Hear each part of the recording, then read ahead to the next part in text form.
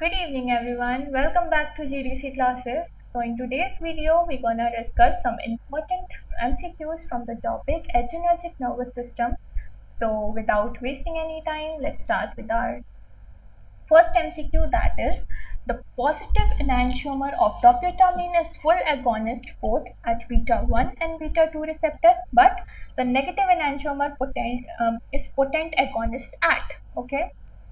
So this dobutamine, it is present basically as a racemic mixture, that is it contains both the negative and the positive form, okay. Now the both forms are present in the equal quantity. Now this positive enantiomer of dobutamine, it acts on the beta 1 and the beta 2 receptor. In beta 1 receptor basically, which is located in heart, there it acts by increasing the cardiac contractility, okay.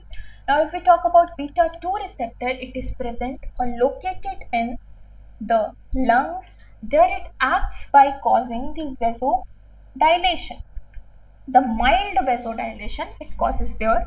Now if we talk about the negative enantiomer of this dobutamine, it acts on the alpha 1 receptor, okay. Now in alpha 1 receptor, it basically acts or it causes the vasoconstriction, okay.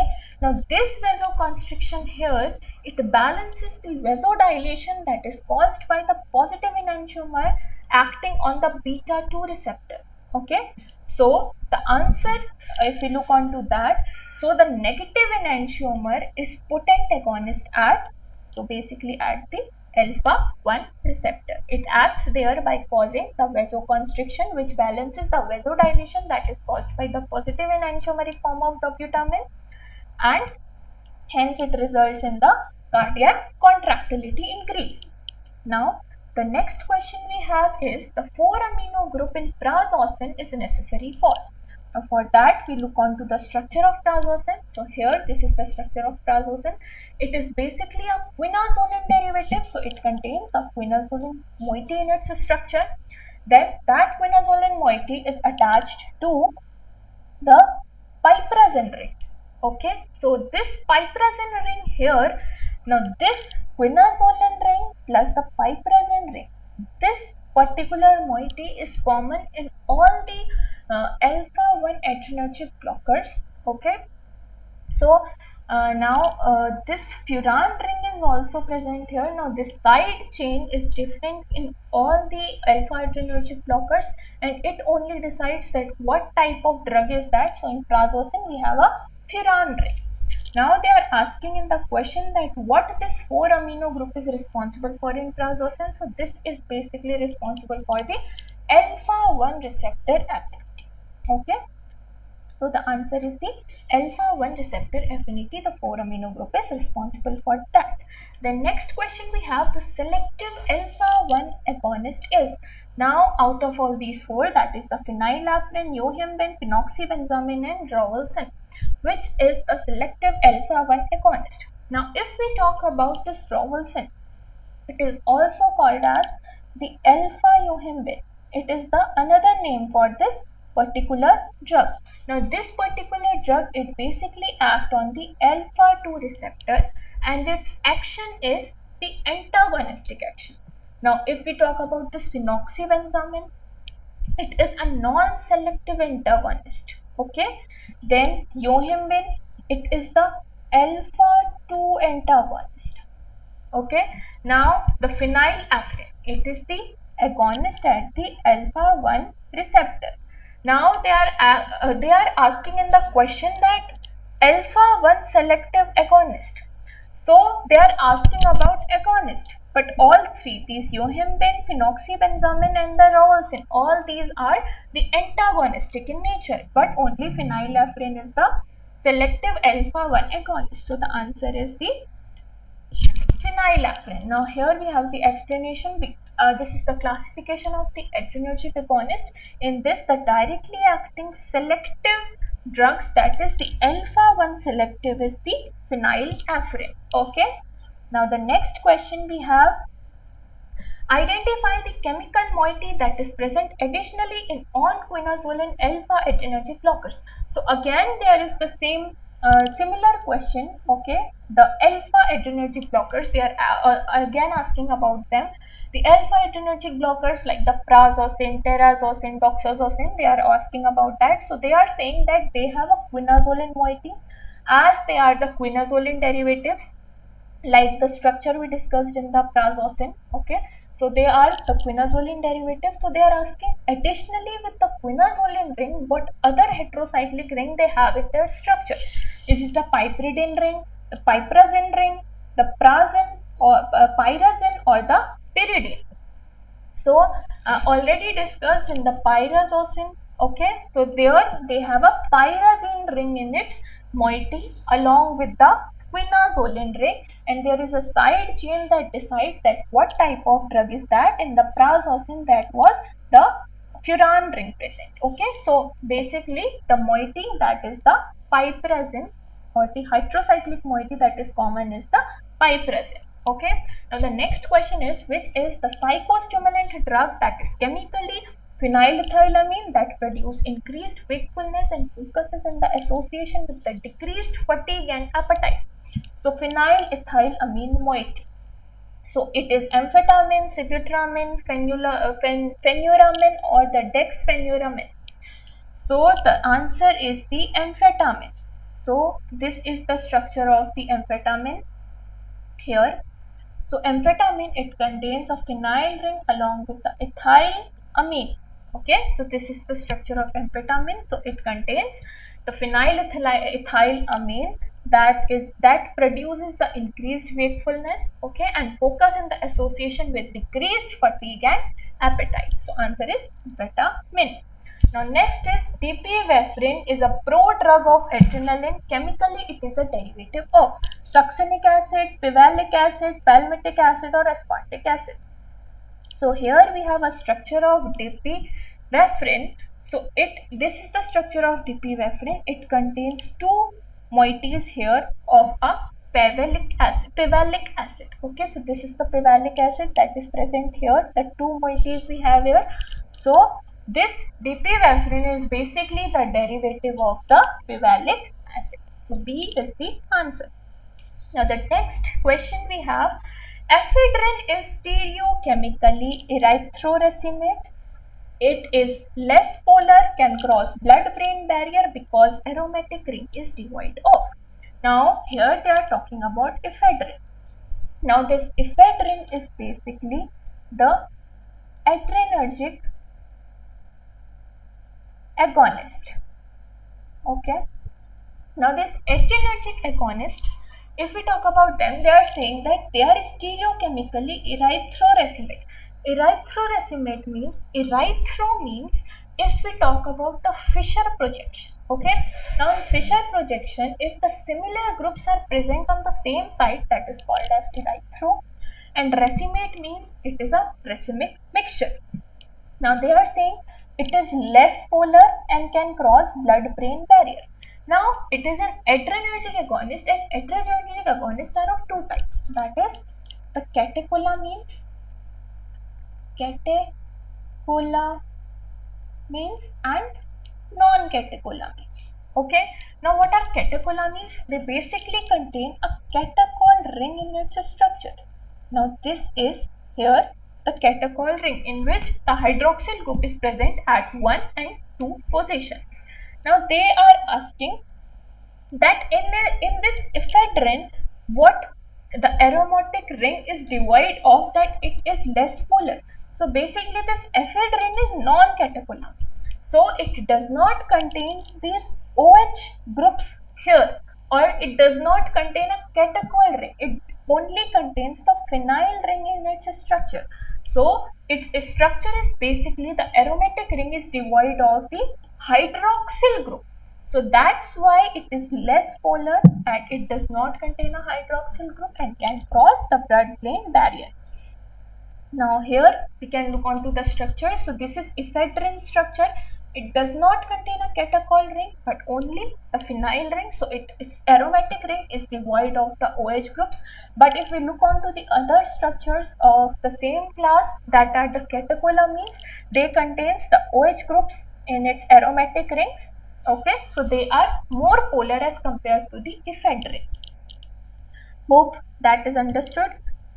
Then the next question, in the case of the parasympatholytics or the anticholinergic agents, the most common side effects experienced under ordinary condition are in the following except. So they are talking about except. What are the most common side effects that are experienced by the parasympatholytic drugs? Okay, except what side effect does not caused by the parasympatholytics, that is being asked in this question. So is it a gastric secretion, dryness of mouth, urinary retention, or the mydriasis? Now what is that? So the parasympatholytic means it will act against the parasympathetic system. Parasympathetic system means rest and digest condition. So in rest and digest condition, basically there is increase in the digestion.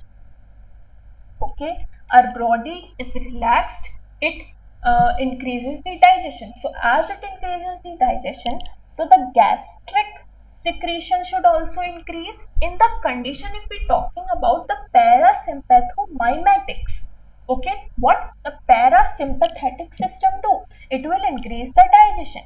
But if we talk about the lytics, it will not result in increasing the digestion or increasing the gastric secretion.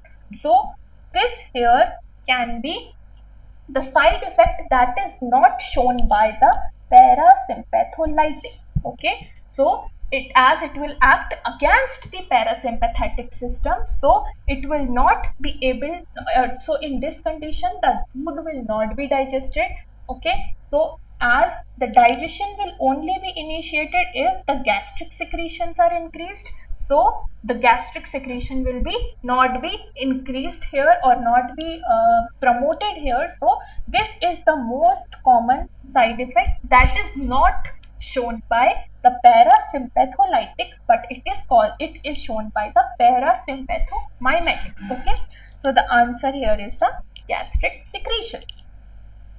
Now the next here is identify the drug that does not have a phenylethylamine moiety. So it is an amphetamine, glyburide, phenyramine, or the mescaline. Now if we talk about the amphetamine, we have already discussed that it has a phenylethylamine in the earlier question. So amphetamine, it can be removed from the option as it contains the phenylethylamine. Now if we look on to the other structures here, like glyburide. Now glyburide, this is the structure of glyburide. Now it also contains the phenylethylamine in its structure. So glyburide is also removed from the option. Then we look on to the mescaline. Now mescaline contains phenylethylamine. So it also contains the phenylethylamine moiety, so it can also be removed from option.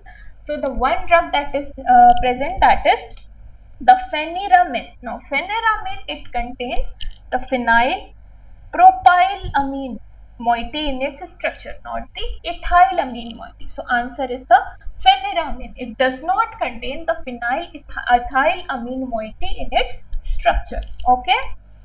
Now the next question we have, the heterocyclic ring present in pilocarpine are. Now if you remember the pilocarpine, now if we have a trick, I have a trick for remembering the pilocarpine. Now from pilo, you can say it sounds like pillow, P-I-L-L-O-W, pillow. Now we can say pillow or we can imagine pillow. Now the pillow is the fancy pillow, that is it has 5 corners. So it is like this, the 5-cornered pillow. Okay, now that pillow, it contains O. So the pillow, it also contains O in its structure. So oxygen is there in this 5-cornered pillow. So 1 carbon is taken by the oxygen. So this ring is basically the dihydrofuran ring. So the pilocarpine contains the dihydrofuran ring in its structure. Okay, so let's look on to the structure of pilocarpine. So it has a dihydrofuran ring plus the imidazole ring in its structure. So the answer is the D. That is, the pilocarpine contain the imidazole ring plus the dihydrofuran ring in its structure. From dihydrofuran, we can remember it by pillow, the 5-cornered pillow with one oxygen attached. Okay. Now the next question here. Following all are the cholinomimetics that are currently used against Alzheimer's disease except. Now, cholinomimetics means they are mimicking the action of the cholinergic drugs. Okay, cholinergic drugs that are acting against the Alzheimer's disease. So they are responsible, or they are the drugs that are used in Alzheimer's. So Alzheimer, they will act on CNS. Okay, so for acting on CNS, they should cross the blood-brain barriers. Okay, now drugs that can cross blood-brain barrier, they should be lipophilic. Okay, now if the drug will be lipophilic, they can easily cross the blood-brain barrier and show its action. So the tacrine, donepezil and rivastigmine, if we know, they all are the reversible anticholinesterase drug. Okay, anticholinesterase that comes under the cholinomimetics. They are acting indirectly and reversible action, and their nature is lipophilic.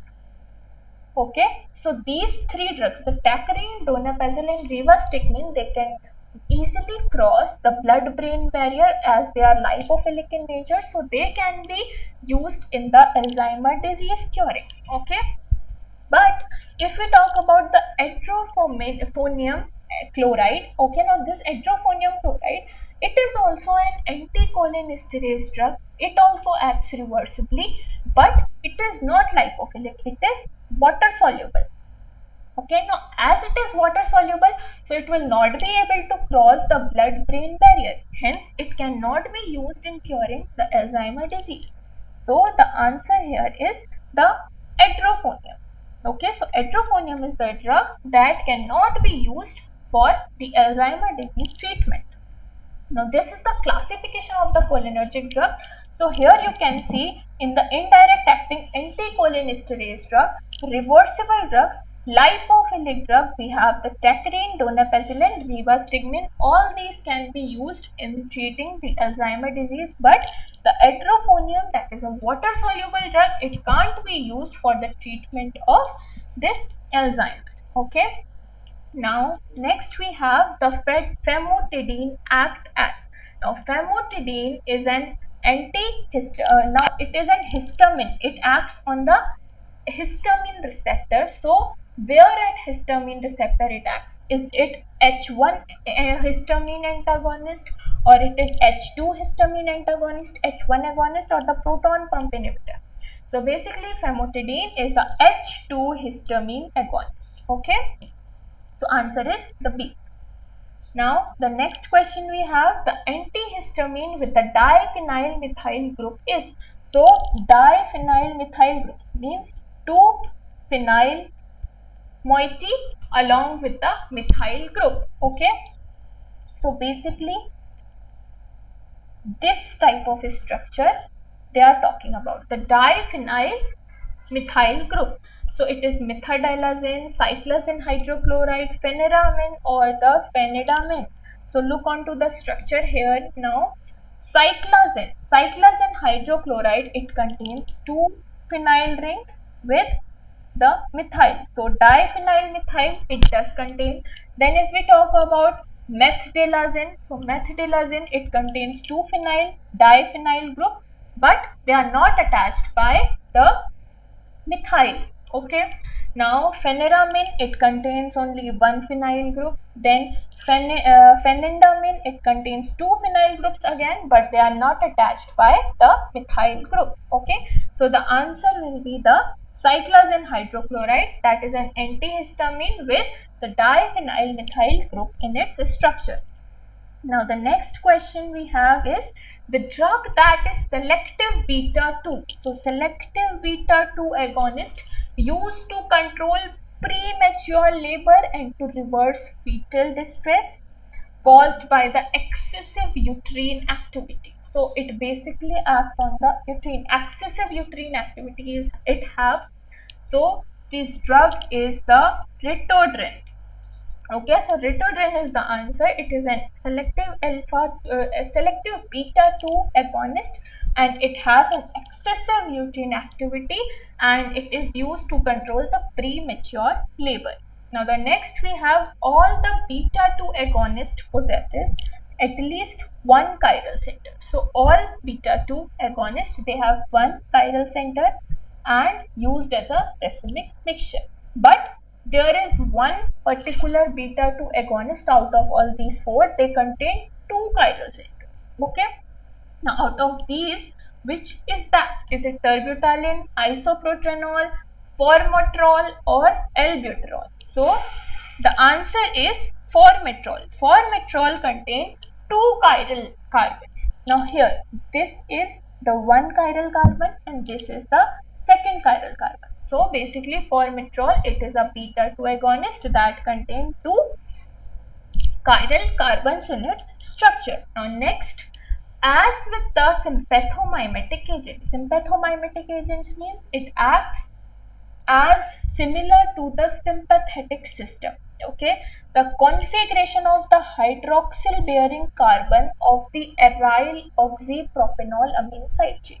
So aryl-oxypropanol amine side chain, it is basically present in all the beta blockers, all the modified beta blockers. They have this particular moiety or particular backbone in its structure like the propranolol.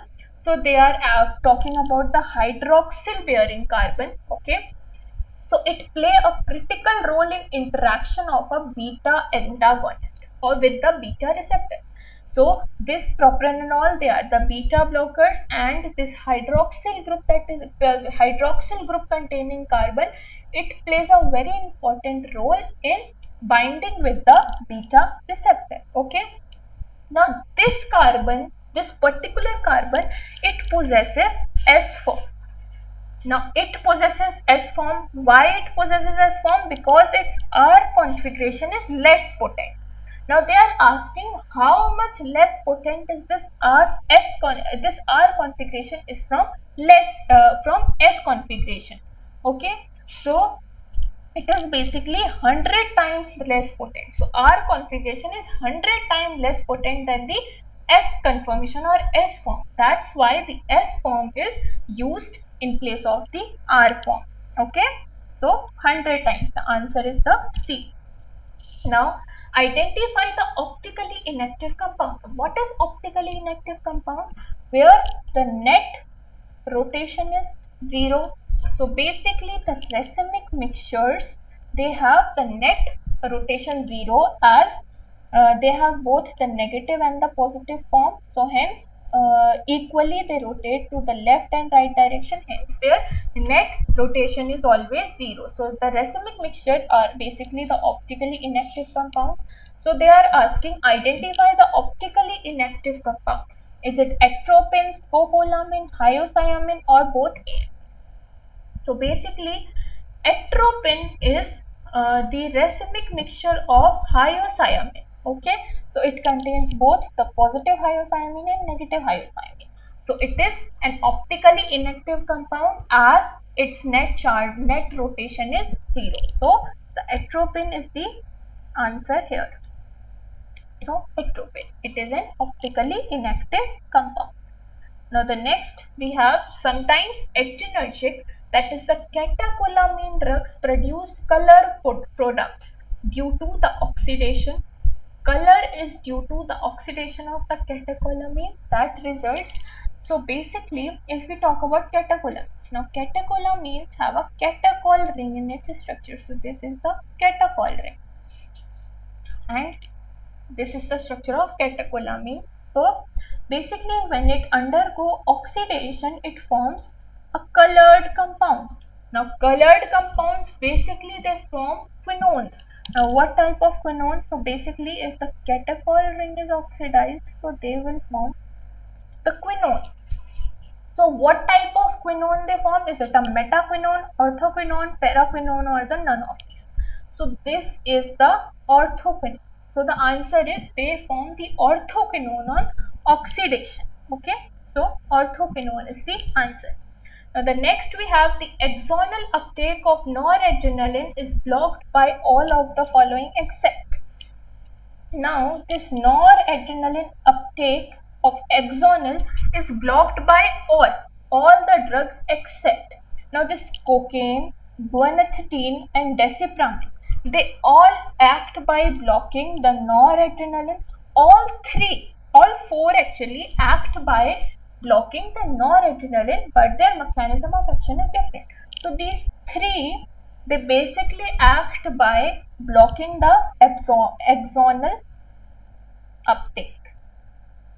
Okay, so the answer here will be reserpine. So basically how this reserpine works, it acts by inhibiting the transporter. Okay, so it basically inhibits the transporter. Now the transporter that is responsible for transporting the noradrenaline from the cytoplasm to the storage vesicle. So that particular transporter is inhibited by reserpine. So it acts by that action. So it does not act by the axonal uptake. It does not inhibit the axonal uptake of the noradrenaline. So reserpine is the answer here. Okay, so reserpine. Now the next question, this is the last question. The 𝙂𝙎𝑃ℎ is the LEVO form of racemic mixture known as. Now this question we have already discussed, just the words are different here. So the 𝙂𝙎𝑃ℎ is a LEVO form of the racemic mixture. Now racemic mixture, the atropine I already told you is a racemic mixture of 𝙂𝙎. Okay. So the atropine, the positive and the negative 𝙂𝙎𝑃ℎ is present in the equal amount. So 𝙂𝙎𝑃ℎ is a LEVO form of the racemic mixture known as the atropine. So atropine is the answer. So this was the last question. Hope you understood the MCQs and they helped you in understanding the various concepts. So thank you for watching the video. Thank you so much.